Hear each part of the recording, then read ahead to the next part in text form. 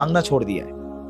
मखलूक से मांगेंगे, गिड़गिड़ाएंगे, मखलूक से डरेंगे, मखलूक के सामने अपनी अर्जी रखेंगे, लेकिन नहीं रखेंगे तो अल्लाह के सामने नहीं रखेंगे, अल्लाह के सामने नहीं गिड़गिड़ाएंगे। सहाबाए कराम सारी दुनिया को फतह करते हुए इतने आगे क्यों बढ़े मालूम है आपको? दिन के शहसवार थे तो रात में मुसल्ले पर सवार थे, अल्लाह के सामने मांगते थे, आजिज़ी राहवज़ारी करते थे। तो अल्लाह के सामने ये बातिल ताकतें आज नहीं तो कल मिट जाएंगी।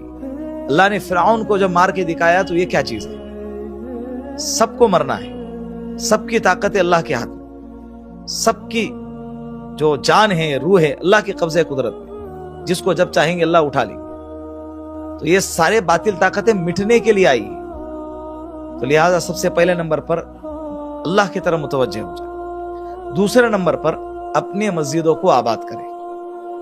जिस तरह से जुमा के अंदर नमाज की तादाद, नमाजियों की तादाद होती है ना, कोशिश करें कि भाई पांचों वक्त की जो नमाजें हैं उसकी तादाद भी जुमा की तरह हो जाए। एक यहूदी कहता है ना कि भाई जिस दिन आपके फजर की नमाज की तादाद जुमा की नमाज की तरह हो जाए तो उस दिन पूरे दुनिया के अंदर इस्लाम का परचम लहराया जाएगा और मुसलमान गालिब आएंगे। लेकिन मुसलमानों को पता नहीं क्या हो गया, तमाम नमाजों के अंदर एक सफ दो सफ होती है।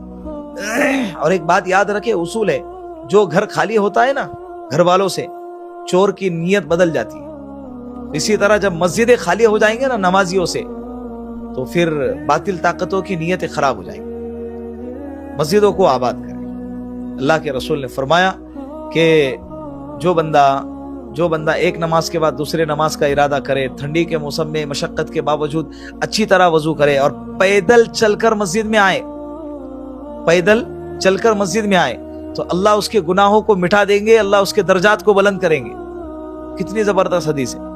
एक एक कदम पे अल्लाह गुनाह को माफ करेंगे। मस्जिदों को आबाद करें, मस्जिदों में आए, कुरान की तिलावत करे, जिक्र अस्कार करे, नमाजें पढ़े, नफिल नमाजें पढ़े और इसी तरह कज़ा नमाजें पढ़े। और अगर सब हो गया तो बैठ जाए, ऐसे ही बैठे रहे। इंशाअल्लाह देखिए आपकी मस्जिदों की आबादी देखकर बातिल ताकतों के दिल के अंदर डर पैदा हो जाएगा। हमने मस्जिदों को छोड़ दिया, प्रोटेस्ट कर रहे रोड पे, हम क्या कर रहे, एहतिजाज रैली निकाल रहे रोड पे। अल्लाह के सामने आए, गिड़गिड़ाए, अल्लाह तेरा घर है। हम जिस तरह से हमारे अपने घर की हिफाजत करते हैं, कोशिश करेंगे इस घर की भी हिफाजत की, लेकिन असल हिफाजत की जिम्मेदारी तो अल्लाह तेरी।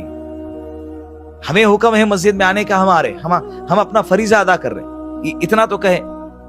तो दूसरे नंबर पर मस्जिद को आबाद करने की मेहनत हो। तीसरे नंबर पर हर इलाके के जो वकील है, कानूनदा, एडवोकेट जो लोग होते हैं, अपने उन लोगों से जाकर कहें कि भाई दुनिया